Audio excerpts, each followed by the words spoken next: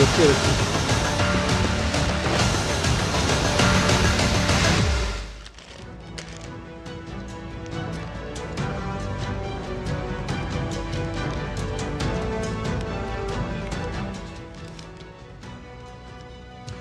नमस्कार, DD news पर आप दो टूक देख रहे हैं। मैं हूं अशोक श्रीवास्तव।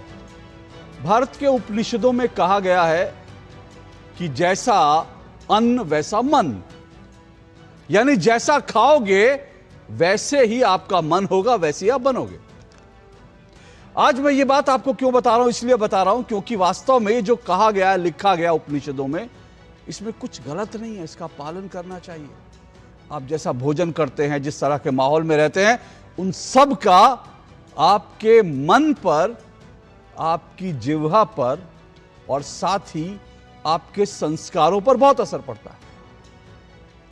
आज मैं ये बात इसलिए बता रहा हूं क्योंकि आज प्रधानमंत्री नरेंद्र मोदी जब इटली में थे तो इटली में उन्होंने इटली की प्रधानमंत्री जॉर्जिया मेलोनी को ये मेलोडी जो चॉकलेट होती है, टॉफी होती है, मेलोडी टॉफी उन्होंने इटली के प्रधानमंत्री को भेंट की। अब देखिए, इस टॉफी में मिठास होती है। इसका मतलब क्या था? भारत की इस टॉफी को जब उन्होंने जॉर्जिया मेलोनी को दिया और जॉर्जिया मेलोनी ने जब इसका एक वीडियो बनाकर कहा कि प्रधानमंत्री नरेंद्र मोदी मेरे लिए भारत से एक विशेष उपहार लाए हैं, और ये जब उन्होंने ऐसे एक वीडियो बनाया और उसके बाद शायद उन्होंने मेलोडी खाई भी होगी, तो उसके खाने का असर क्या हुआ? जब उन्होंने मेलोडी खाई तो उनके मुंह से हिंदी निकल आई। उन्होंने हिंदी के अंदर जो जॉइंट ब्रीफिंग थी उसमें उन्होंने बहुत सुंदर बात कही। उन्होंने हिंदी में कहा कि जो परिश्रम है वही सफलता की कुंजी है। अब ये हिंदी का असर था, भारत के संस्कारों का असर था, या मेलोडी का असर था, कहना मुश्किल है, लेकिन मेलोडी खाने के बाद उन्होंने कहा हिंदी में कि परिश्रम ही सफलता की कुंजी है। और मेलोडी का असर यह भी हुआ कि भारत और इटली के बीच 15 जो समझौते हैं वो समझौते हुए। लेकिन अब प्रधानमंत्री नरेंद्र मोदी इटली से निकल चुके हैं भारत के लिए, और मैं दो टूक के माध्यम से प्रधानमंत्री नरेंद्र मोदी से यह अनुरोध करना चाहता हूं कि प्रधानमंत्री जी, जब आप भारत पहुंचेंगे तो सबसे पहले मेलोडी का एक पैकेट विपक्ष के नेता राहुल गांधी जी को भी भिजवा दीजिएगा, क्योंकि जॉर्जिया मेलोनी को तो आपने उपहार दिया, लेकिन मुझे लगता है राहुल गांधी को भी मेलोडी की और इस मीठी टॉफी की बहुत जरूरत है।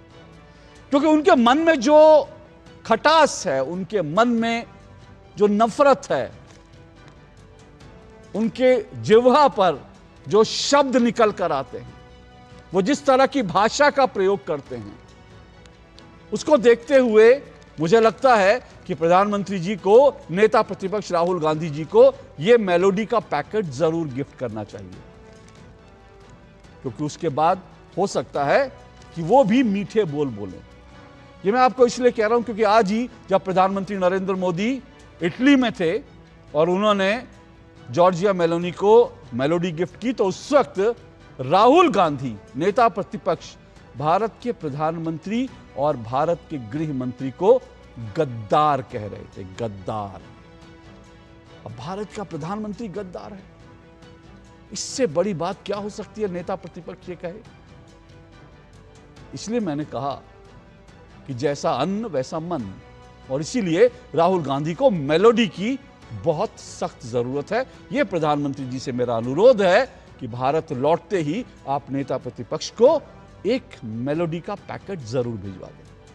आज दो टूक में हम इसी पर चर्चा करेंगे, क्योंकि राहुल गांधी ने प्रधानमंत्री नरेंद्र मोदी के लिए जो शब्द का इस्तेमाल किया, इससे पहले भी प्रधानमंत्री नरेंद्र मोदी को राहुल गांधी और कांग्रेस के कई बड़े नेता लगातार गालियां दे चुके हैं। एक तरफ राहुल गांधी के जो हार हैं वो करीब शतक के आसपास हो रही हैं, यानी 100 राहुल गांधी की हार जो है हो चुकी हैं।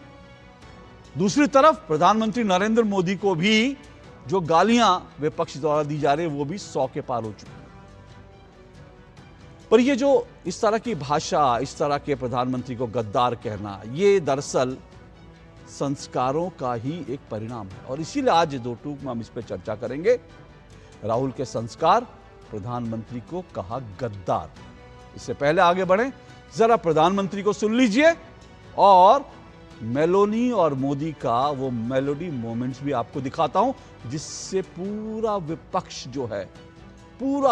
जो है वो बिल्कुल तिलमिलाया हुआ है। देखिए जरा।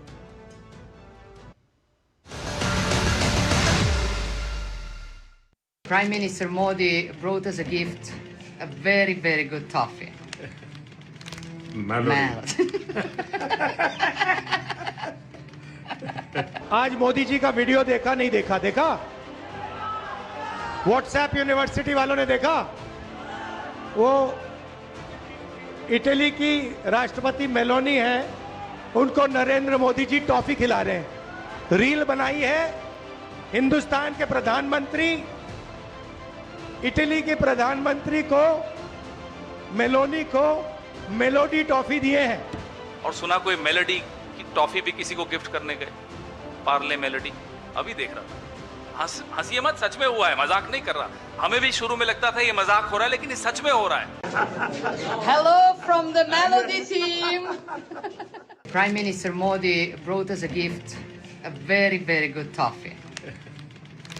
Melody.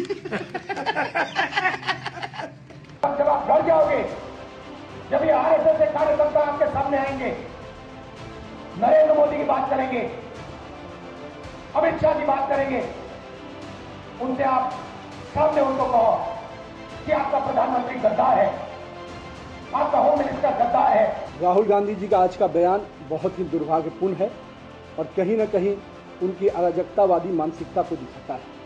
मैं मानता हूं कि भारतीय राजनीति में जहां शुचिता, सामाजिकता और कहीं न कहीं एक दूसरे को सम्मान देने की प्रक्रिया है, उसमें उनका यह बयान बहुत ही दुर्भाग्यपूर्ण है। मैं मानता हूं कि लगातार हो रही हार, निराशा कहीं न कहीं उनके स्वभाव और उनके चरित्र में दिख रहा है। आज देश के अंदर पेट्रोल हो, डीजल हो, दूध के दाम हो, हर तरीके में त्राही त्राही हो रही है और देश का प्रधानमंत्री देश की 140 करोड़ की आबादी को छोड़कर जो है विदेशों में अपने पदक और सीना 56 इंच का चौड़ा कर रहे हैं। इस समय कहाँ होना चाहिए था। जहाँ तक गद्दारी की बात है तो राहुल गांधी जी, आप अपने परिवार का इतिहास देख लो, हर क्षण और हर मोमेंट में गद्दारी करने का काम किसने किया है? अक्साई चीन देकर, पीओके देकर, 71 में मौका था तो पीओके न लेकर, और 26/11 के बाद पाकिस्तान पर कोई हमला न करके, मुझे लगता है कि देश को समझ में आ जाता है। आज देश का डिसीजन चल रहा है। नरेंद्र मोदी देश के प्रधानमंत्री राष्ट्रीय विचार संबंधी आंशिक भूमिका असू शकते, पण आज भारताच्या बाहेर देशाची प्रतिष्ठा दाखवण्याचं काम मोदी करतात, ही गोष्ट आपल्याला दिसून चालणार नाही।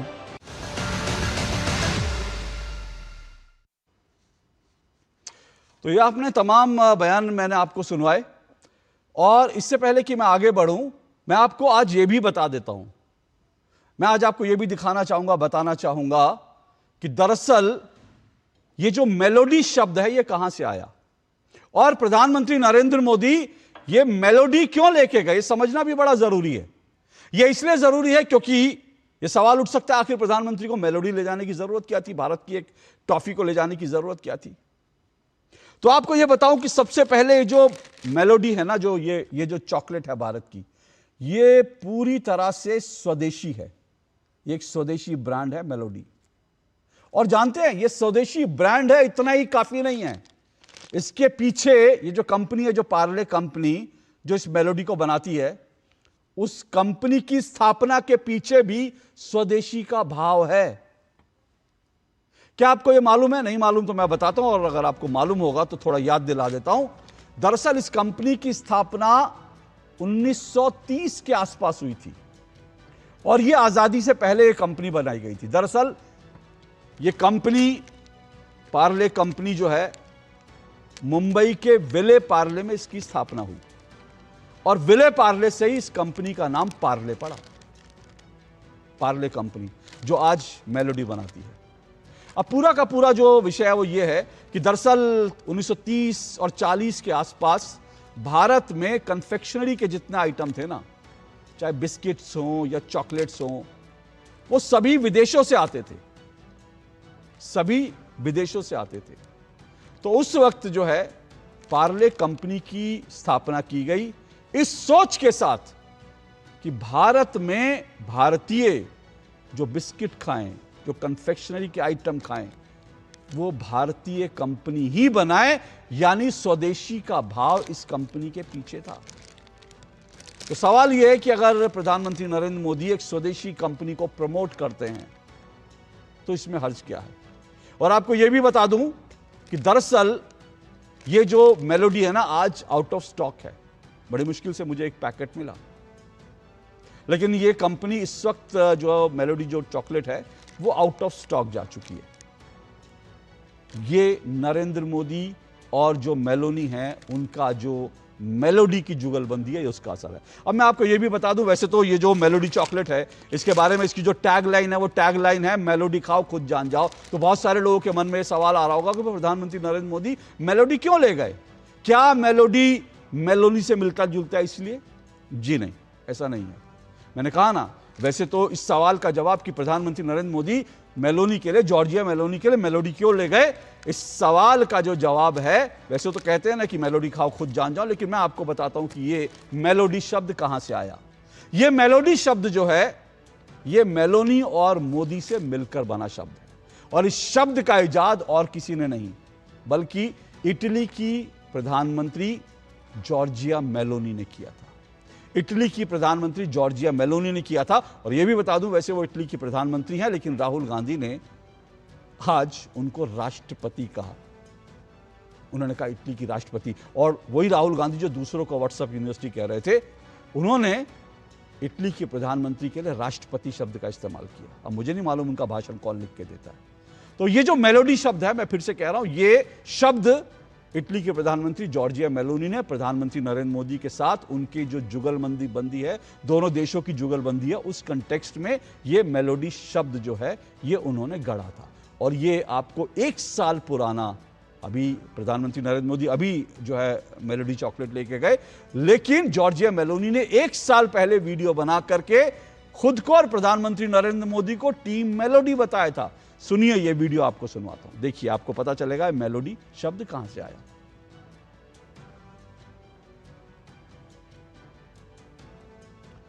माफ कीजिएगा, मैं अपनी टीम की तरफ से माफी मांगता हूं। मेरी टीम जो है वो ये वीडियो को अभी नहीं चला पा रही है। मुझे नहीं मालूम क्या तकनीकी खामी है, लेकिन मेरी टीम ये वीडियो नहीं चला पा रही है, इसके लिए माफी चाहता हूं। तो मैं मौका लगेगा तो मैं ये वीडियो दिखाने की कोशिश करूंगा। मैं अपनी टीम की तरफ से आपसे माफी मांगता हूं। Hello from the Melody team. Hello from the Melody team. Hello from the Melody team. Hello from the Melody team. Hello from the Melody team. Hello from the Melody team. Hello from the Melody team. Hello from the Melody team. Hello from the Melody team. Hello from the Melody team. Hello from the Melody team. ये साल 2024 का video है जो Giorgia Meloni ने खुद बनाया था, और उन्होंने प्रधानमंत्री नरेंद्र मोदी और अपने नाम को मेलोनी और मोदी को मिलाकर मेलोडी टीम कहा था, और इसलिए प्रधानमंत्री नरेंद्र मोदी आज मेलोडी अपने साथ ले गए। बहरहाल इसी पर आज डिबेट करेंगे। राहुल के संस्कार प्रधानमंत्री नरेंद्र मोदी को बताए गद्दार। 4 मेहमान मेरे साथ जुड़ चुके हैं, आइए परिचय करवा दूं। मेरे साथ राधिका खेड़ा जुड़ चुकी हैं, बीजेपी की राष्ट्रीय प्रवक्ता है राधिका खेड़ा जी। मेरे साथ सैयद जवाद जुड़ चुके हैं, सैयद जवाद राजनीतिक विश्लेषक है, कांग्रेस पार्टी के समर्थक हैं। अखिलेश कटियार मेरे साथ जुड़े हैं, समाजवादी पार्टी के प्रवक्ता हैं। और मेरे साथ स्टूडियो में रोहित सिंह जुड़े हैं, संयोजक हैं युवा चेतना के। आप चारों मेहमानों का बहुत बहुत शुक्रिया और स्वागत। मैं शुरुआत कर रहा हूँ, 1.5 मिनट जो है मैं सैयद जवाद और राधिका खेड़ा आप दोनों को दे रहा हूँ। अपनी अपनी बात कहने के लिए। उसके बाद आज की डिबेट को मैं शुरू करूंगा। राधिका जी, मैं आपसे शुरुआत करना चाहता हूं। राधिका जी, सवाल यह है कि आज राहुल गांधी ने प्रधानमंत्री नरेंद्र मोदी को गद्दार कहा। गद्दार, क्या रिएक्शन है आपका? अशोक जी, शो शुरू होने के कुछ देर पहले मैंने एक न्यूज स्टोरी अलर्ट आया ट्विटर पे कि कांग्रेस पार्टी अब तमिलनाडु की सरकार में टीवीके के साथ 2 मंत्री पद लेगी। राधिका जी, एक मिनट रुकिएगा राधिका जी। राधिका जी का टाइम शुरू से शुरू कीजिए और इनकी आवाज बढ़ाइए। मेरी टेक्निकल टीम को अनुरोध है कि राधिका जी की आवाज बढ़ाइए, गेस्ट की आवाज बढ़ाइए और राधिका जी का समय फिर से शुरू कीजिए। जी, माफी चाहता हूं राधिका जी। जी, मैं फिर से शुरू करती हूँ। कुछ देर पहले, शो शुरू होने के पहले, एक ट्विटर पे अलर्ट आया कि कांग्रेस पार्टी को अब 2 मंत्रालय मिलेंगे टीवीके के साथ अलायंस की सरकार में। ये मैं बात क्यों उठा रही हूँ, क्योंकि कल ही इसी टीवीके के जो नेता हैं, एक्टर विजय, जो अब मुख्यमंत्री हैं, बहुत दुख की बात है तमिलनाडु के, उन्होंने एक आदमी को ट्रिब्यूट पे किए, होमेज पे किया। किसको? प्रभाकरन। कौन है वो प्रभाकरन? जो राजीव गांधी जी, मेरे देश के पूर्व प्रधानमंत्री के मौत के जिम्मेदार है, कातिल है। और राहुल गांधी अपने पिता के कातिल के को होमेज देने वाली पार्टी के साथ आज मंडावली करके 2 सीटों पर 2 मंत्रालय ले लिए।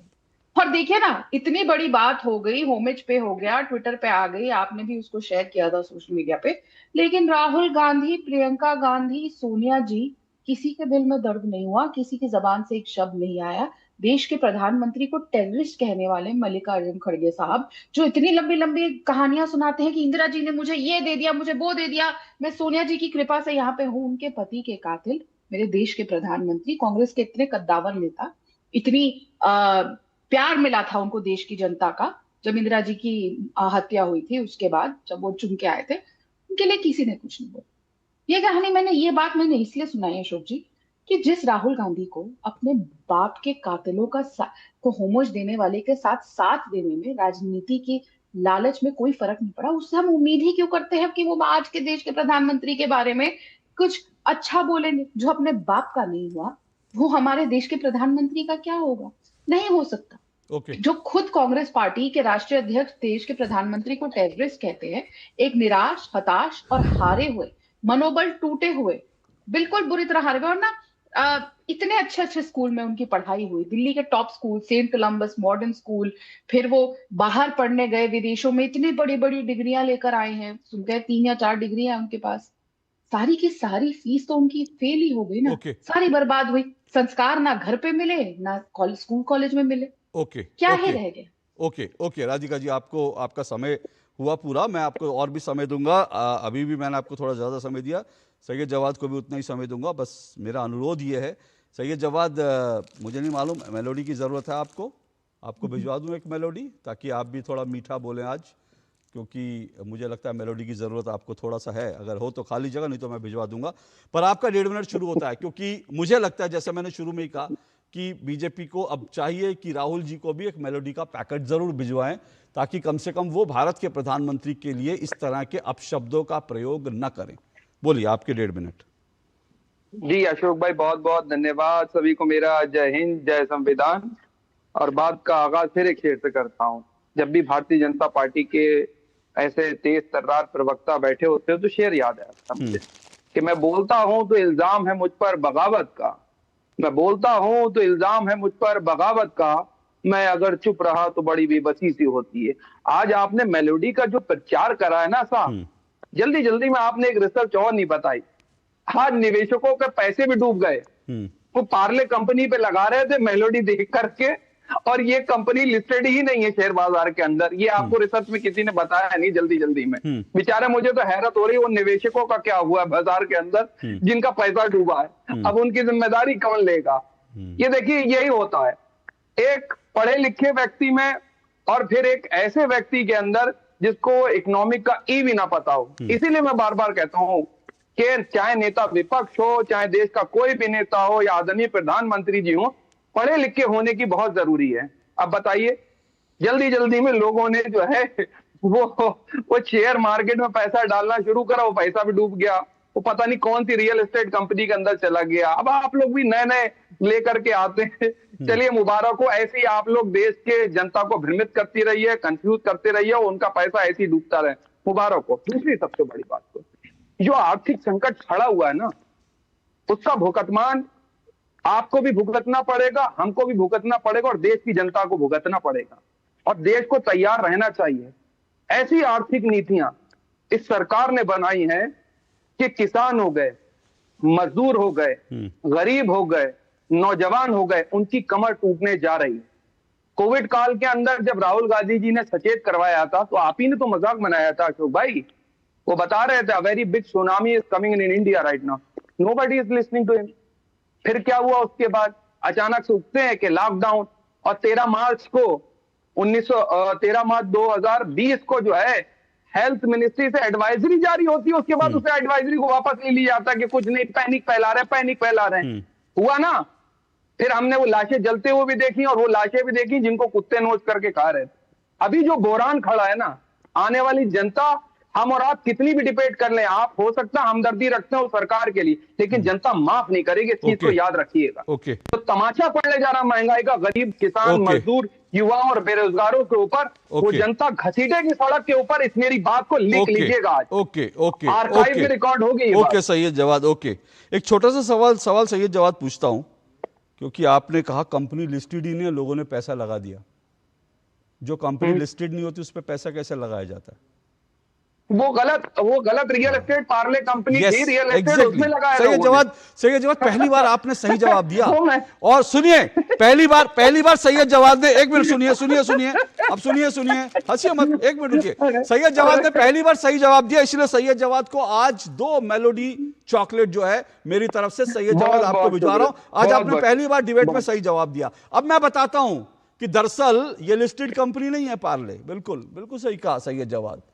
लेकिन ये जो लिस्टेड कंपनी होती नहीं है, लेकिन उसके बावजूद उस नाम के पीछे पड़कर जो लोग पैसा लगा देते हैं, वो कौन लोग हैं? वो व्हाट्सएप यूनिवर्सिटी के वो लोग हैं जिनको यही नहीं पता कि जॉर्जिया मेलोनी वो इटली की प्रधानमंत्री है, राष्ट्रपति है।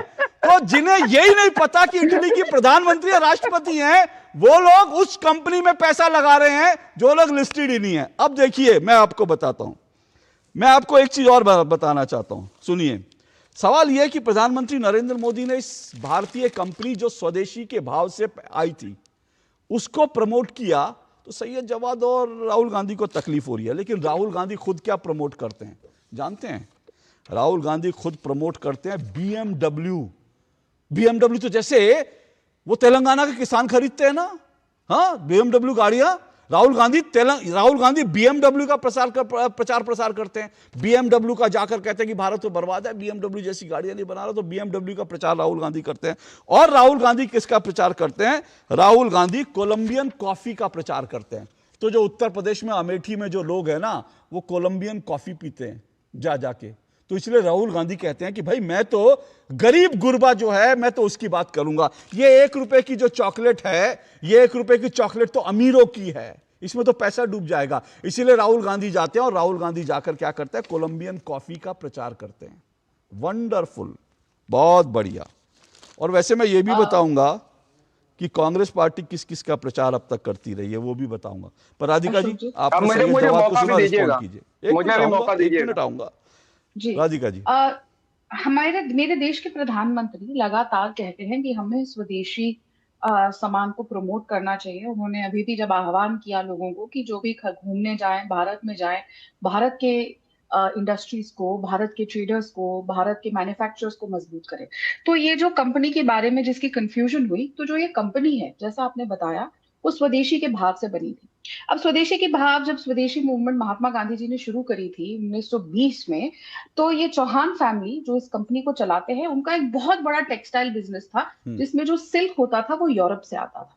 और महात्मा गांधी ने जब आह्वान किया और स्वदेशी मूवमेंट को लेकर, तो उन्होंने वो सारा बंद करके हमारे देश में बिस्किट, ऑरेंज टॉफियां, ये सब बनाना शुरू किया। वो पार्ले जी जो खुद सैयद जवाद खुद डुबो के खाते हैं ना चाय के साथ, और हर घर में पार्ले जी खाया जाता है, चाहे वो हिंदू हो, मुसलमान हो, क्रिश्चियन हो, सिख हो, कोई भी हो, गरीब हो, अमीर हो, गरीब आदमी भी पार्ले जी खाता है और अमीर से अमीर आदमी भी हिंदुस्तान का पार्ले जी ही खाता है, क्योंकि उसी में स्वाद आता है। क्यों आता है? क्योंकि वो इस देश की स्वदेशी बिस्किट है। उस समय जिन्होंने अपना पूरा कारोबार छोड़ के, जिस खानदान ने अपने देश के लिए इतनी बड़ी कुर्बानी दी, तो आज अगर उस कंपनी की एक टॉफी जाके उन्होंने विदेश में जाके वहां की प्रधानमंत्री को दी, तो इससे इन लोगों को इतनी तकलीफ क्यों? और तकलीफ इस बात से हुई ना कि उन्होंने उसको पोस्ट कर दिया और खुशी खुशी ली। हम सब जानते हैं Italians really like that coffee, और वो कॉफी और टॉफी वाली टॉफी अगर उन्होंने दे दी, उसमें तकलीफ क्या है प्रधानमंत्री जी? और देखिए ना, अब वो समय था ना जब डॉक्टर मनमोहन सिंह ले जाते थे, क्या क्या देकर आते थे, पता नहीं कितनी महंगी महंगी गिफ्ट होती थी। अब एक आसान सी चीज जिससे पूरे विश्व भर में डंका बजेगा उस कंपनी का जिसने देश के स्वतंत्रता आंदोलन में अपना बलिदान दिया, अपना सब कुछ न्यौछावर कर दिया। अब देखिए, वो गांधी परिवार तो थे नहीं कि कपड़े तब भी वहां पे पेरिस धुलने जाते थे नेहरू जी के 1920 में। तो ऐसे नहीं होता सिर्फ कह देना कि हमने स्वतंत्रता आंदोलन में सब कुछ किया है। ये वो लोग हैं जिनसे देश खड़ा हुआ है, भारत खड़ा हुआ है। देखिए, मैं 10 सेकंड दूंगा आपको, मैं 10 सेकंड दूंगा आपको, मैं बिल्कुल 10 सेकंड दूंगा। लेकिन देखिए, बात सिर्फ जो है ये मेलोडी की नहीं है, क्योंकि मेलोनी और मोदी जो है इसको एक तरफ रखते हैं। मैं सीधा सीधा पूछता हूँ सैयद जवाद, फिर मैं जो है समाजवादी पार्टी के पास जाऊंगा, अखिलेश जी के पास जाऊंगा। भारत के प्रधानमंत्री को गद्दार कहना, ये कौन सी भाषा है? ये कहां के संस्कार हैं? नहीं, देखिए, संस्कार जो है वो भारतीय जनता पार्टी, इसी देश की जनता को सीखने की जरूरत भी नहीं। जब राहुल गांधी जी को ये कहा जाता है हाइब्रिड बछड़ा, और आदरणीय सोनिया जी के लिए कहा जाता है कांग्रेस की विधवा, तो ये कहां के संस्कार होते हैं? भारतीय जनता पार्टी का एक नेता कहता है कि राहुल गांधी जो है चाइनीज एजेंट है, गद्दार है, तो कहां के संस्कार होते हैं? राहुल गांधी का हश्र उनकी दादी की तरीके से करा जाएगा, ये कौन से संस्कार हैं? जरा ये भी बताया जाए। राहुल गांधी के लिए कौन करूंगा मैं प्रधानमंत्री की आवाज से आ रही है, अशोक जी कान में गूंज रही है, बोटी करूंगा प्रधानमंत्री के। और उसके बाद कुंवर दानिश अली के लिए क्या क्या नहीं बोला गया, सोनिया जी के लिए क्या क्या नहीं बोला गया। एक छोटा सा इंटरवेंशन, एक मिनट सैयद जवाद, आपने, अरे सुनिए ना, आपने 10 सेकंड कहा, मैंने आपको 40 सेकंड नहीं रोका। लेकिन एक बात बता दूं मैं, कब सोनिया गांधी को कहा गया मुझे वो बयान दिखा दीजिए? आज मैंने बहुत बार बयान सुना, ये हर कांग्रेसी आता उठाकर आता है, वो मुझे आज बयान दिखा दीजिए कि वो प्रधानमंत्री नरेंद्र मोदी का बयान कहां है। मैं आज सैयद जवाद को चुनौती के साथ कह रहा हूं, मुझे दिखाइए कि सोनिया गांधी के लिए इस शब्द का इस्तेमाल किया। सैयद जवाद, अगर मेरी चुनौती स्वीकार है तो आज आपको 2 मेलोडी नहीं, पूरा का पूरा पैकेट भिजवाऊंगा अगर आप दिखा देंगे प्रधानमंत्री नरेंद्र मोदी ने सोनिया गांधी को कब वो शब्द कहा जो आपने इस्तेमाल किया। दिखाइए मुझे, बोलिए। अच्छा, मैं आपको पूरा रिसर्च के साथ भेज दे रहा हूं और उसको चलाइएगा। अभी दिखाइए ना सर, बार अरे अभी दिखाइए ना। दे दूंगा। नहीं, आपकी रिसर्च कमजोर है। सुनिए, आपकी रिसर्च कमजोर है, मैं बता देता हूं। अब मैं बता देता हूं, आपकी रिसर्च कमजोर है। रुकिए, आप भिजवाएंगे नहीं, मैं आपको अभी बता देता हूं। मुझे आपकी तरह पहले व्हाट्सएप यूनिवर्सिटी में जा करके खोजना और उसके बाद भिजवाने की जरूरत नहीं है। मैं अभी आपको बता देता हूं। अब रुकिएगा, सबकी आवाज बंद रखिए, क्योंकि मैं अभी सैयद जवाद के एक झूठ का एक्सपोज कर रहा हूं, और सैयद जवाद का अकेले का झूठ नहीं है, वो झूठ बार बार दोहराया जाता है। और मैं आपसे बार बार बताता हूं, 2 टूक में मेरा काम है सच को आप तक लाना। प्रधानमंत्री नरेंद्र मोदी ने सोनिया गांधी को नहीं कहा विधवा। उस वक्त दरअसल विधवा पेंशन बहुत से ऐसे खातों में जा रही थी जो विधवाएं थी ही नहीं। क्यों? क्योंकि ऐसे लोगों का, आपको मालूम है अच्छी तरह से, जो लोग एग्जिस्ट नहीं करते थे, तो ऐसी विधवाएं जो हैं, बहुत सारी विधवाएं जो हैं ऑन पेपर थी, जिनको विधवा पेंशन दी जा रही थी, लेकिन वो कहीं एग्जिस्ट नहीं करती थी। उनका जो खाता है मोदी सरकार आने के बाद, जब सबका डिजिटलाइजेशन हुआ, तब वो बंद कर दिया गया। और प्रधानमंत्री नरेंद्र मोदी ने यह कहा कि जो विधवाएं थी नहीं, तो कांग्रेस की कौन सी विधवाओं के खाते में जा रहा था। उन्होंने सोनिया गांधी के लिए नहीं बोला था। ये सैयद जवाद को रिसर्च करेंगे, 2 दिन 4 दिन 6 दिन लगेंगे। मैंने अभी दूध का दूध पानी का पानी कर दिया। अखिलेश कटियार जी, आ रहा हूं आपके पास। अखिलेश कटियार जी, क्या आप इस भाषा का समर्थन करते हैं? 1 मिनट आऊंगा सैयद जवाद, अरे आऊंगा, अभी समाजवादी पार्टी को मौका देंगे, अभी तो आपको उनकी पीठ पे चढ़ना है, उनसे 5, 10, 15 सीटें मांगनी है समाजवादी पार्टी से, अभी तो उनके सामने चुप हो जाइए। जो बोलिए अखिलेश जी, क्या प्रधानमंत्री नरेंद्र मोदी के लिए गद्दार शब्द का प्रयोग? राजनीति में अशोक जी इस तरीके की शब्दावली को हम सही नहीं मानते, और जो राजनीति में भाषा का स्तर गिरा है हम उसको भी ठीक नहीं मानते। उत्तर प्रदेश में माननीय अखिलेश यादव जी के बारे में बयान दिया गया कि अगर वो मुलायम सिंह के बेटे नहीं होते, सैफई के आसपास भैंस चरा रहे होते। इस तरीके की बातें भी उत्तर प्रदेश की राजनीति में, मुलायम सिंह जी के राजनीति के इतने बड़े परिवार के बेटे थे, लेकिन फिर भी इस तरीके की भाषा उत्तर प्रदेश की राजनीति में सुनाई देती रही। हम अशोक जी राहुल गांधी के राजीव गांधी के हत्यारों को लेके भी हमें लगता है ये गलत बात है, और गांधी के हत्यारों को भी हम देश का गद्दार ही मानते हैं। चाहे किसी भी ने भी ये इस देश के जो भी महापुरुष रहे उनके साथ अगर किया है, चाहे राजीव गांधी जी का मामला हो, चाहे महात्मा गांधी का मामला हो, वो लोग देश के लिए अच्छे नहीं थे, एक बात। और राहुल गांधी जी का जो बयान है देश की अर्थव्यवस्था को लेके, देश के पूंजी का जो केंद्रीकरण हो रहा है उसको लेके, जो बेरोजगारी बढ़ रही है उसको लेके, जो बहुत सारी चिंताएं इस देश में एक साथ खड़ी हो गई हैं, जो पूंजीपतियों के पास असीम ताकत आ गई है, लोकतंत्र दिन पर दिन पूंजीपतियों के साए में जीने लगा है भारत का, इन सब पे चिंताएं जो व्यक्त की है उन चिंताओं के हम साथ हैं। लेकिन किसी देश के प्रधानमंत्री जैसे पद पे बैठे हुए किसी भी व्यक्ति को अगर इस तरीके की भाषा बोली जाए, वो बात हमें भी कम अच्छी लगती है। ठीक बात है, आप कह रहे हैं, मैं आपकी बात से सहमत हूं, और मैं इस बात से भी सहमत हूं कि ठीक है, देश की परिस्थितियां कुछ हो सकती हैं, आप उसके विरोध में बोलिए, आपको लगता है कि जो है देश में संकट है, आप उसके पक्ष में बोलिए, आप सरकार के खिलाफ जन जागरण करिए, ये विपक्ष का काम है, विपक्ष को करना चाहिए। लेकिन मुझे लगता है कि देश के प्रधानमंत्री को गद्दार कहना, ये जो है ये सिर्फ और सिर्फ संस्कारों का असर है देश में नहीं। और अशोक जी, जैसे भारतीय जनता पार्टी के बहुत सारे नेता हो, सैयद जब्बार साहब ने जो रमेश बिधोड़ी का बयान लिया कि ये किस तरीके की भाषा, गलत है, तो हम आपके चैनल पे भी नहीं बोल सकते, बिल्कुल गलत है। लेकिन नहीं सुनिए, एक मिनट सुनिए, एक मिनट, मेरा सिर्फ एक बात है। देखिए, बिधोड़ी से राहुल गांधी सीखें, मतलब ये तो जरूरी नहीं है ना, बिधोड़ी की भाषा गलत थी, लेकिन अब विधुड़ी, अब जो है राहुल गांधी विधुड़ी जी से क्लास लेकर आए और विधुड़ी की भाषा में जवाब देने लगे, तो मुझे लगता है ये आपत्तिजनक है। राहुल गांधी को विधुड़ी जी से सीखने की जरूरत नहीं। आपत्तिजनक तो अशोक साहब ये था कि उनपे भी सदन में कोई गंभीर ठोस कार्रवाई होती तो देश में मैसेज जाता। भारतीय जनता पार्टी के बड़े बड़े नेता अब जैसे एक बयान दे रहे हैं कि अगर वो रोड पे नमाज पढ़ेंगे तो हम उन्हें ठीक कर देंगे। भाई, कानून का शासन है, कानून को अपना काम करना चाहिए, लेकिन किसी भी राजनेता को इस तरीके की भाषा जो किसी भी समाज में स्वीकार ना हो, इस तरीके की भाषा से बचना चाहिए। ओके, राधिका जी रिस्पॉन्ड कीजिए। अशोक जी, एक सवाल है मेरा इनसे। बहुत अच्छा लगा इन्होंने कहा कि देश के प्रधानमंत्री के लिए ऐसी भाषा ये एक्सेप्ट नहीं करेंगे। बहुत मुस्कुराए थे अखिलेश जी जब प्रधानमंत्री जी ने उनको अपना मित्र बनाया था, बताया था पार्लियामेंट में। तो अगर आपको याद होगा, एक सांसद है उत्तर प्रदेश से कांग्रेस के, उन्होंने कहा था मैं प्रधानमंत्री मोदी जी की बोटी बोटी कर दूं। याद है ना?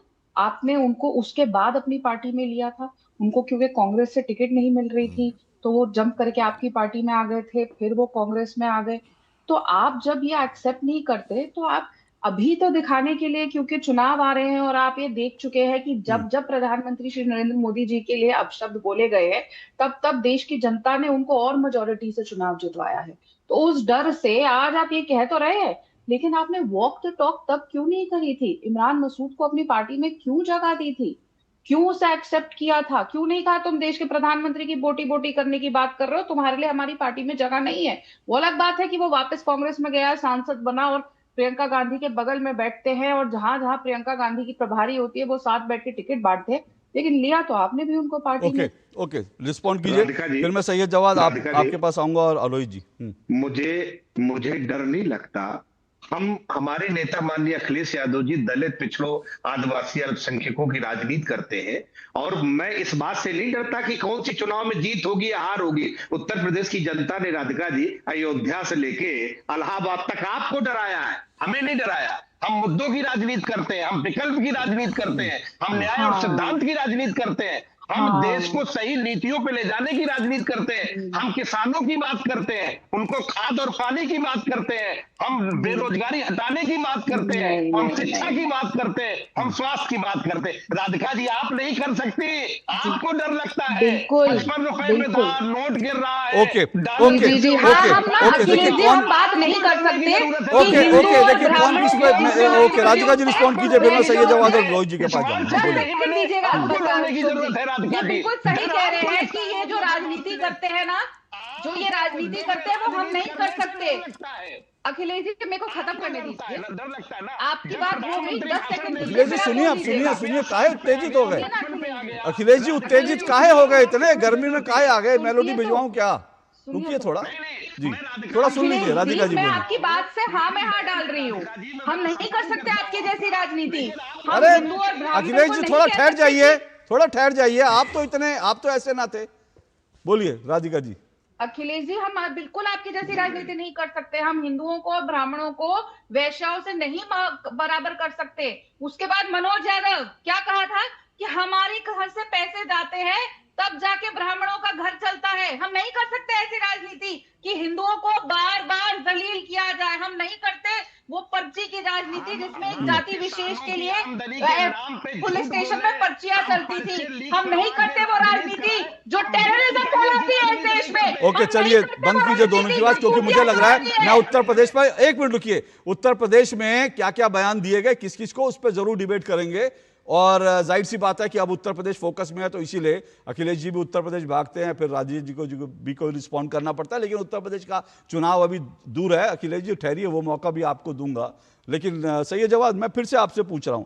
सवाल यह कि आज राहुल गांधी को, इटली के प्रधानमंत्री को चॉकलेट देना भी अखरा, उसमें क्या गलत है भाई?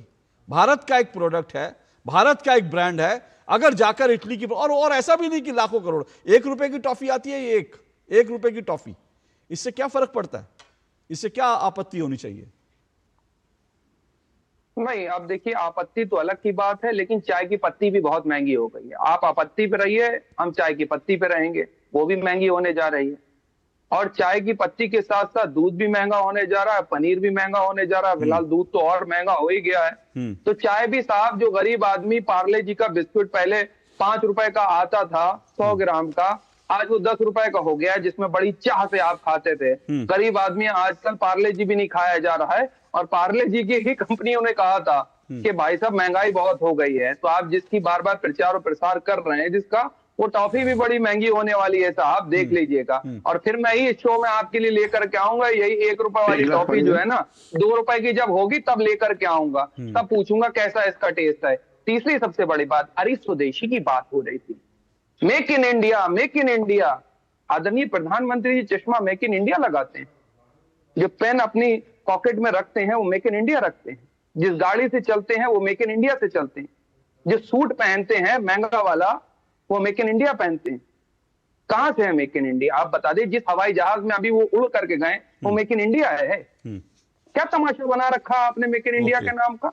और तीसरी सबसे बड़ी बात, तीसरी, रुक जाइए, तीसरी सबसे जो आपने कही, अरे राहुल गांधी जी के लिए, पूर्व प्रधानमंत्री जी नेहरू के लिए दिन रात तो कोसते रहते हैं आप लोग। और किस भाषा का प्रयोग करते हैं आप लोग नेहरू जी के लिए, गांधी जी के लिए, और देश की स्वर्गीय प्रधानमंत्री जो शहीद हो गई उनके लिए किन अपशब्दों का करते हैं? आपको याद होगा, हम नहीं भूले, सदन के अंदर क्या कहा था निशिकांत दुबे ने नेहरू जी के बारे में, वो भूल गया? उस वक्त देश की गरिमा नहीं कर रही थी। और देश को इस आर्थिक संकट के तौर पे जो बहुत बड़ी चोट लगने जा रही है इस वक्त किसानों को पर, मैं 4 मार्च से कह रहा हूं लगातार। देश अब रुकिए सर, सुनिए, हो गया, बहुत ज्ञान आपने दिया, थोड़ा सा ज्ञानवर्धन मुझे भी आपका करने दीजिए, फिर मैं रोहित जी के पास भी जाता हूं। भाई मेलोडी से तकलीफ है, 1 रुपए की मेलोडी 2 रुपए की हो जाएगी, कितनी तकलीफ है? महंगाई को लेकर चाय पत्ती महंगी हो जाएगी, कितनी तकलीफ है? कांग्रेस का ये दर्द देखा नहीं जा रहा मुझसे, कितनी तकलीफ है। अरे भाई स्वदेशी की बात आप कर रहे हो ना, अब सोचिए स्वदेशी की बात कांग्रेस वाले भी करने लगे। वो कांग्रेस वाले जिनके आदर्श नेहरू जी 555 सिगरेट पीते थे, 555, और ये कहां की सिगरेट थी? ये थी ब्रिटिश अमेरिकन टोबैको, 555 सिगरेट। और जानते हैं ये 500, मेरे पास एक खबर, ऐसी बहुत खबरें होंगी लेकिन एक खबर पढ़ के सुनाता हूं। देखिए कितनी चिंता इनको गरीबी की, महंगाई की, कितनी चिंता इनको स्वदेशी की। जब नेहरू की सिगरेट इंदौर लेने भेजा गया था विमान, नेहरू जी राजभवन में थे। कहां पर? भोपाल में। भोपाल में अधिकारियों का है नेहरू जी की फेवरेट सिगरेट 555 नहीं है, यह राजभवन का मैं आपको दिखा रहा हूं, राजभवन की डायरी से, यह मत व्हाट्सएप यूनिवर्सिटी नहीं है। तो क्या हुआ ना कि 555 सिगरेट जो उनकी पसंदीदा सिगरेट थी वो वहां पर भोपाल में नहीं थी, तो स्पेशल एक विमान भेजा गया था सिगरेट लेने के लिए इंदौर। ठीक है, अब सर आपकी जानकारी के लिए यह भी बता दूं, जिस समय नेहरू जी ये सिगरेट पीते थे ना 555, अपने अपने शौक होते हैं, कोई बात नहीं, सबको शौक पूरे करने का अधिकार है।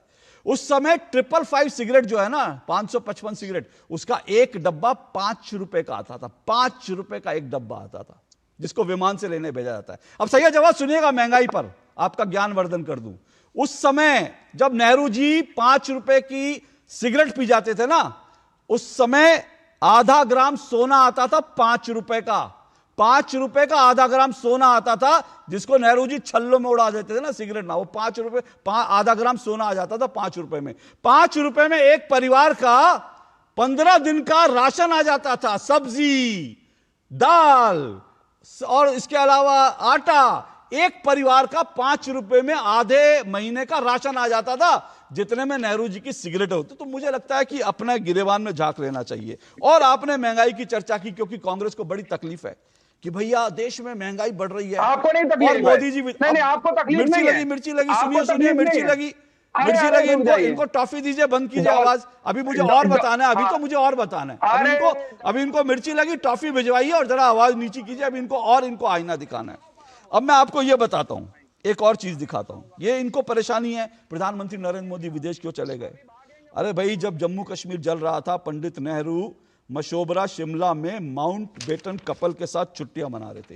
ये नेहरू जी की चिट्ठी दिखा रहा हूं, ये नेहरू जी की चिट्ठी है, जिसमें उन्होंने लिखा कि हाँ, इस वक्त देश में बड़ी सारी प्रॉब्लम हो रही हैं, लेकिन I am going to Mashobra with the Mountbatten for some rest as well as quiet talks with them. अकेले में एकांत में उनसे बातें करनी है और थोड़ा सा मैं रिलैक्स होना चाहता हूं, इसलिए मशोबरा जा रहा हूं।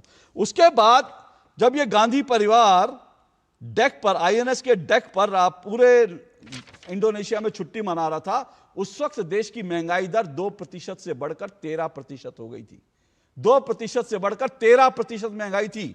और उसके बाद जब राजीव गांधी जी आईएनएस विराट पर इटली के मेहमानों के साथ छुट्टियां बिता रहे थे, तब देश की महंगाई दर 9 से 10% थी, 9 से 10%।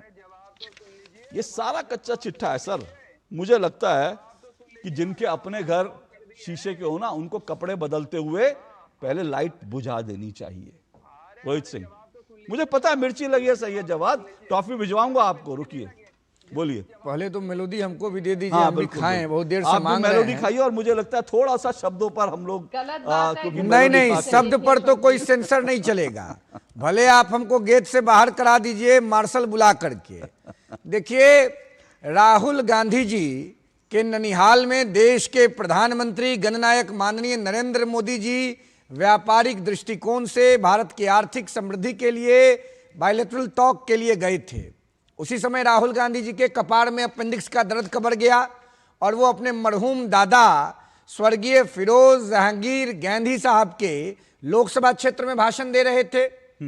और राहुल गांधी जी ने देश के यशस्वी जननायक, देश के गरीबों के, लोकतंत्र के, संविधान के, मजलूमों के, मजदूरों के, पिछड़ों के, दलितों के, वंचितों के, वनवासियों के, आदिवासियों के और समाज के अंतिम व्यक्ति के संरक्षक नरेंद्र भाई मोदी जी के संदर्भ में जिस शब्द का प्रयोग किया, उसको मैं माननीय प्रधानमंत्री जी के संदर्भ में नहीं बोल सकता हूं।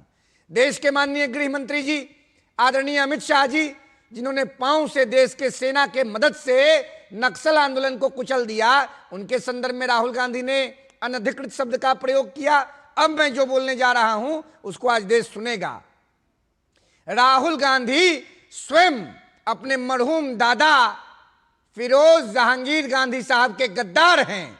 रायबरेली के बगल में प्रयागराज में फिरोज साहब का सिमेट्री में कब्र है। वहां राहुल गांधी को फुर्सत नहीं है फूल चढ़ाने का। नहीं, और राहुल गांधी देश के यशस्वी जननायक के संदर्भ में अनधिकृत शब्द का प्रयोग करेंगे और भारत के नागरिक होने की हैसियत से हम लोग उन बातों को सुनेंगे। ये संभव है, देश जवाब देगा जवाब। रोहित सिंह, मैंने और राहुल गांधी को जवाब लेना पड़ेगा। रोहित सिंह, मैंने कहा शुरू में, आपने कहा सेंसर, बिल्कुल सेंसर नहीं है, ठीक है आप अपनी बात, लेकिन मेरा शुरू में मैंने कहा कि भाई मेलोडी खाइए पर मीठा बोलिए। तो हाँ बिल्कुल लेकिन वो शब्द इस्तेमाल ना करें जो क्योंकि हम इन शब्दों के प्रयोग के लिए राहुल गांधी जी का हम बात कर रहे हैं, भाई कौन से संस्कार है जो इस तरह के शब्द, तो हम कम से कम हम इस बात का ध्यान रखें, हम ऐसे शब्दों का प्रयोग ना करें, ये मेरी विनती है। सही जवाब बोलिए, फिर राधिका जी। हाँ, अरे आप एक मिनट मेलोडी खा लीजिए, फिर आता हूँ दोबारा, तब तक जी। हाँ, थोड़ा बोलना भी सीख जाओगे, सही तरीके से प्रैक्टिस में रहो, ठीक है। दूसरी सबसे बड़ी बात, देख लेना पैकेट ना चुरा लें, देखना। दूसरी सबसे बड़ी बात कांग्रेस पार्टी के चोर शब्दों की मर्यादा, बांग्लादेशी एक मिनट शब्दों की मर्यादा, एक मिनट। सैयद जवाद ना, आप किसी के लिए चोर ना, रोहित सिंह किसी के लिए चोर शब्द इस्तेमाल नहीं। सैयद जवाद विषय पर आइए, बोलिए। सीमा में ओके, कोई जो सीमा से परे जाए मैं उसकी आवाज कटवा दूंगा, प्लीज। हाँ, सैयद जवाद विषय पर आए। अभी आपने बड़ा लंबा चौड़ा जो है नेहरू जी पे ज्ञान दे दिया। मैंने तो आपको ज्ञान नहीं दिया सर, मैंने कोई ज्ञान नहीं दिया, मैंने जो खबरें हैं मैंने वो खबरें पढ़ी। अरे रुक तो जाइए। आपने बड़ी आर्थिक संकट की बात करी, आर्थिक संकट तो आने वाला है, और जब आएगा हम और आप बैठेंगे, फिर भी आप जो है ना वो आर्थिक संकट के ऊपर जब लोग हताश टहल रहे होंगे, जब महंगाई होगी, उसमें भी आप कुछ ना कुछ जो है आदरणीय प्रधानमंत्री जी के सम्मान में कसीदे पढ़ने लगेंगे, तो आपके लिए महंगाई नहीं लगेगी। दूसरी सबसे बड़ी बात कह रहा हूं, जिस वक्त आपने जिक्र करा पंडित जवाहरलाल नेहरू जी का, स्वर्गीय पंडित जवाहरलाल नेहरू जी का, वो शख्स इस देश के अंदर आईटी खोल कर गया है, एम्स खोल करके गया। ये दूरदर्शन में आप बैठते हैं, वो उसी के जमाने में खोला गया। भले ही वो 555 सिगरेट पीते थे, वो इस देश को ऐसे संस्थान दे गए हैं जो आज तक चल रहे हैं। इन्होंने क्या दिया है? मुझे आज बड़ी अफसोस हो गया। वैसे मैं आदरणीय प्रधानमंत्री जी का एज ए प्राइम मिनिस्टर बहुत सम्मान करता हूँ, बहुत मेरे आइडियोलॉजिकल डिफरेंसेस हैं उनसे, लेकिन फिर भी वो देश के प्रधानमंत्री। तीसरी सबसे बड़ी बात कह रहा हूँ, आप बताइए, हम दो, हमारे दो, एक मिनट, हाँ लाता एक मिनट, हाँ बोलिए, जल्दी से अपनी बात पूरी कीजिए। हम दो, हमारे दो, जिन उद्योगपतियों के लिए, जिनके ऊपर से लगातार टैक्स को, इनकम टैक्स की लगातार उनको जो है माफी पे माफी दिए जा रही है, जो हजारों करोड़ रुपए का यहाँ से चूना लगा करके विदेश चले गए हैं, वो तो बगल में खड़े होते थे। कौन से लोग गए? भले ही 555 सिगरेट आती थी, कौन से ऐसे उद्योगपति थे नेहरू जी के दौर में जो देश को चूना लगा करके चले गए? मुंद्रा का नाम सुना है? मुंद्रा का नाम सुना है आपने? वो तो आपने मुंद्रा का नाम सुना है? वो नेहरू जी के मुंद्रा घोटाला सुना है आपने? मुंद्रा, अच्छा जीप घोटाला सुना है? एक मिनट सही जवाब, एक मिनट। अगर आप चाहते हैं आपका ज्ञान वर्धन करूं, तो हिंदुस्तान का पहला घोटाला कब हुआ था बताइए? जीप घोटाला कब हुआ था और कौन था? और उस जीप घोटाले में किस पे आरोप लगे थे? जरा रिसर्च करिए, सुनिए, रिसर्च करिए। और सुनिए, मैं भी आपको आप सुनिए, सैयद जवाद सुनिए। ये जो सैयद जवाद ज्ञान दे रहे हैं ना, ये रिलायंस तो दरअसल जब तक कांग्रेस की सरकारें थी तब तक जो है रिलायंस इंडस्ट्री तो झालमुड़ी बेचती थी, रिलायंस इंडस्ट्री झालमुड़ी बेचती थी और वो कुछ नहीं करती थी, झालमुड़ी। वो तो मोदी जी के आने के बाद रिलायंस इंडस्ट्री जो इतना बड़ा कारोबार बन गया, नहीं तो पहले तो झालमुड़ी बेचती थी। सैयद जवाद सुनिए, एक मिनट आप रुकिए। सैयद जवाद हो गया, एक मिनट। किसने क्या दिया है, एक मिनट, किसने क्या दिया है वो मैं कच्चा चिट्ठा खोलने लगूंगा, और किसके राज में क्या घोटाले हुए हैं तो आपके लिए मुंह छुपाना मुश्किल हो जाएगा। इसलिए मैं कह रहा हूं विषय पर रहिए। सवाल यह है कि आर्थिक संकट प्रधानमंत्री नरेंद्र मोदी का दिया हुआ नहीं है, यह दुनिया में इस वक्त संकट चल रहा है, उस संकट के हम भी भागीदार हैं। महंगाई बढ़ रही है, यह सही बात है, लेकिन यह महंगाई ऐसी महंगाई नहीं है जिसको लोग सह ना सके। जिस समय 555 के सिगरेट के छल्ले उड़ाए जाते थे ना, उस समय देश गरीबी के उस गर्त में पड़ा हुआ था, और आज 2014 से लेकर अब तक 25 करोड़ लोग गरीबी रेखा से ऊपर उठाए गए हैं।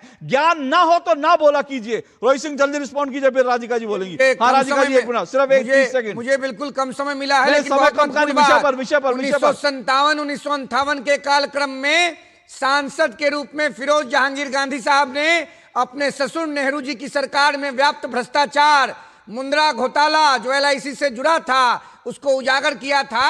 और आजाद भारत में कांग्रेस पार्टी के प्रधानमंत्री, जो प्रथम प्रधानमंत्री थे, जवाहरलाल नेहरू जी के वित्त मंत्री कृष्णमाचारी जी को 1958 में रिजाइन देना पड़ा था।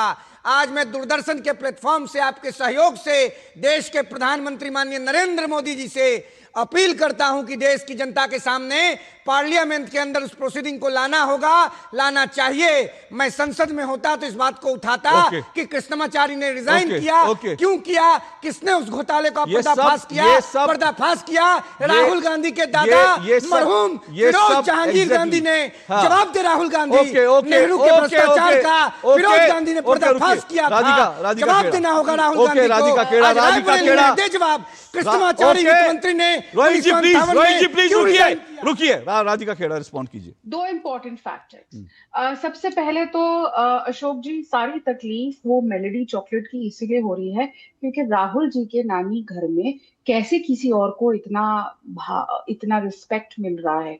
क्योंकि ना गिफ्ट देने की अगर बात आती है तो क्या आज तक गांधी परिवार के प्रधानमंत्रियों ने दिया? नेहरू जी ने अक्साई चिन को गिफ्ट कर दिया, पीओके पाकिस्तान को गिफ्ट कर दिया। 1974 में कच्चा चीबू पार्क स्ट्रेट तमिलनाडु के पास जो महत्वपूर्ण आइलैंड है जहां पे भारत के मछुआरों की पारंपरिक अधिकार था, वो श्रीलंका को इंदिरा जी ने गिफ्ट कर दिया। हिंदी चीनी भाई भाई कहते कहते यूएन सीट चाइना को गिफ्ट कर दी। राजीव गांधी जी ने भोपाल गैस ट्रेजेडी करने के लिए उस कंपनी को, यूनियन कार्बाइड को गिफ्ट किया कि वॉरेन एंडरसन को फ्रीडम दे दिया गया भागने का। तो ऐसे गिफ्ट दिए जाते थे, उनको थोड़ी समझ आएगा कि क्या असली गिफ्ट होते। खैर, यहाँ पे सैयद जवाहर एम्स की बात कर रहे थे, बहुत अच्छा हुआ इन्होंने एम्स की बात करी, लेकिन कांग्रेस ही कांग्रेस की दुश्मन है और उनके प्रवक्ता एक से बढ़कर एक पप्पू है। एक एम आजादी से लेकर 2014 तक कांग्रेस पार्टी ने एक सिंगल एम दिया था। वो फैक्ट है कि 2003-2004 में जब वाजपेयी जी की सरकार आई तो प्रधानमंत्री स्वास्थ्य सुरक्षा योजना के तहत 6 नए एम्स भोपाल, भुवनेश्वर, जोधपुर, पटना, रायपुर और ऋषिकेश सैंक्शन किया गया। जब वापस कांग्रेस की सरकार आई तो यूपीए सरकार ने उनपे इतनी धीमी गति से काम कराया कि उनमें जो एमबीए के बैच शुरू होने थे वो ही नहीं शुरू हो पाए। तो कांग्रेस ने अपने पूरे कार्यकाल में खुद से हेल्थ केयर को प्रायोरिटी कभी नहीं दी। भारत में आज कुल 25 एम्स है जो सैंक्शन हो चुके हैं, 20 पूरी तरह ऑपरेशनल है और वो किसने करे? भारतीय जनता पार्टी की सरकार ने। थैंक यू देश को इस बातें का मौका देने के लिए। सैयद जवाद एक मिनट फैक्ट चेक कीजिए। सैयद जवाद व्हाट्सएप यूनिवर्सिटी से मत आइए, ये चेक कीजिए ये एम्स कब शुरू हुए, जरा चेक कीजिए। व्हाट्सएप यूनिवर्सिटी से मत आइए। राधिका जी अपनी बात पूरी कीजिए, फिर अखिलेश जी के पास जाऊंगा, क्योंकि सैयद जवाद के पास इतना व्हाट्सएप ज्ञान है कि अगर मैंने उनको समय दिया अभी तो इतना व्हाट्सएप ज्ञान देंगे कि जो धुआं हो जाएगा। साहब, हमें व्हाट्सएप ज्ञान से नहीं, हमें फैक्ट्स पे बात करनी है। मैं उसके बाद अखिलेश जी के पास आऊंगा। राधिका जी अपनी बात पूरी कीजिए। मैं इतना जानती हूं कि राहुल गांधी लगातार देश विदेश में भारत की साख नीचे गिराते हैं। यूएस के अशोक जी 42 aircraft including fighter jets, MQ-9 reaper drones Iran के साथ वॉर में गिरे। एक सिंगल ऑपोजिशन लीडर यूएस का मुझे दिखा दीजिए जिसने अपनी सरकार को अटैक किया। लेकिन आए दिन पाकिस्तान का पोस्टर बॉय बनके राहुल गांधी हमेशा हमारी सरकार पे सवाल उठाते हैं। उनको हजम ही नहीं होता कि देश प्रगति कैसे कर रहा है। और आज इस तरीके की भाषा देखिए, क्या तरीके की गुंडागर्दी हो रही है। लेकिन देश की जनता जो उनकी बात का उन्हीं की भाषा में जवाब दे रही है ना, उनको हरा हरा के। आने वाले समय में जो दूसरे चुनाव आ रहे हैं, अखिलेश जी की पार्टी को, अखिलेश जी जो उनके प्रवक्ता बैठे अखिलेश जी के, उनको मेरी नसीहत है, फ्री की एडवाइस दे रही हूँ, वैसे तो लेंगे नहीं है, अभी भी वक्त है। थोड़ी सी अगर अपनी थोड़ी सी भी अपनी इज्जत बताना चाहते हो तो अलग कर लो अपने आप को, वरना कांग्रेस पार्टी वो भस्मासुर है, जहां जाती है खुद को भी निपटाती है, साथ वाले को भी। देखिए मैं एक बात कह रहा हूं, देखिए जहां तक ये चर्चा इधर चली गई, एम्स में नेहरू जी ने ये दिया, एम्स मोदी सरकार ने दिया, अटल जी ने, मैं ये बात खुद प्रधानमंत्री नरेंद्र मोदी ने कही है, संसद के अंदर कही है कि हर सरकारों ने देश के लिए अपने अपने हिसाब से काम किया, हर प्रधानमंत्री ने अपने। तो आप ये देखना कि किसने क्या दिया, किसने क्या दिया, तो ये इससे बेहतर ये देखना है कि हर सरकार ने कुछ दिया, ये सब मानते हैं हर सरकार ने दिया, लेकिन सवाल यह है कि मोदी कुछ भी कहें, मोदी का विरोध करना है, मोदी को गाली देनी, ये कौन से संस्कार हैं? हर सरकार ने दिया, उसकी उपलब्धि मान लीजिए आप, ठीक है भाई, नेहरू जी ने दिया, अटल जी ने दिया, इंदिरा जी ने दिया, राजीव जी ने दिया, लाल बहादुर शास्त्री ने दिया, और अब प्रधानमंत्री नरेंद्र मोदी के। लेकिन आप कहें जी मोदी ने तो कुछ दिया ही नहीं। एक मुझे बता दीजिए कांग्रेस ने या विपक्ष ने प्रधानमंत्री नरेंद्र मोदी के एक काम की तारीफ की, एक मुझे बता दीजिए उठाकर, नहीं कर। ये जो भाव है ना कि हम नहीं करेंगे और हम उल्टे गालियां देंगे, इसलिए मैं कह रहा हूं मेलोडी खाओ, अपनी जबान पर लगाम लगाओ। अखिलेश जी बोलिए। मैं अशोक जी, मैं तारीफ करना चाहता हूं कि उत्तर प्रदेश में या देश में स्मार्ट सिटी जो बनाने की बात की थी, उत्तर प्रदेश तो आप जाएंगे ही, मुझे पता है आपका निशाना आप सिर्फ उत्तर प्रदेश है। बोलिए। तो किसानों की आमदनी साहब दुगनी हो जाती तो मैं जरूर तारीफ करता। ये जो पेपर हर दिन लीक होते रहते हैं, जिससे कई छात्र आत्महत्या कर रहे हैं, ये रुक जाता तो हम जरूर तारीफ करते। रुपया लगातार गिरता जा रहा है, कहते थे कि ये डीजल पेट्रोल हम कम पे 30-40 रुपए में ले आएंगे, महंगाई रुक जाती तो हम जरूर तारीफ करते। अशोक जी किस बात की तारीफ करें, ऐसा कुछ काम भी तो हो। आप यहाँ एनसीआर में अगर मजदूर आंदोलन करे तो लाठी बजाओ, किसान आंदोलन करे तो देशद्रोही बताओ। ऐसी हालत देश में पैदा कर दी है। आज देश के 40% संपत्ति महज 1-2% लोगों के पास चली गई। इसमें योगदान किसका है? अखिलेश जी एक चीज बताइए। अखिलेश जी, अरे सुनिए ना, अरे मैं आप ही को मौका दे रहा हूं, आपने इतनी बात कही, मुझे एक सवाल का जवाब दीजिए। आपके समय में जब यूपी में, मेरे पास रिकॉर्ड है इसीलिए मुझे लगता है कि आप मुझे बरगलाने की कोशिश नहीं करेंगे ना मेरे दर्शकों को।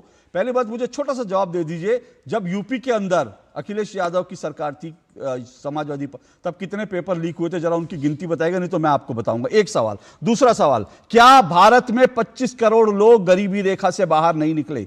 क्या यह देश की उपलब्धि नहीं है? क्या भारत में जो एम्स बने हैं आज, क्या वो भारत की उपलब्धि नहीं है? मैं इस बात को, सरकार को अगर 12 साल का समय, 15 साल का समय जनता ने दिया है, तो उसमें 15 साल में अगर 1-2 काम कर दिए हैं और जो काम अच्छे किए वो सरकार की जिम्मेदारी है। सुन लीजिए तुम जी, मतलब 25 करोड़ लोग गरीबी रेखा से बाहर आ जाए भारत के, ये कोई उपलब्धि नहीं है अखिलेश जी के लिए।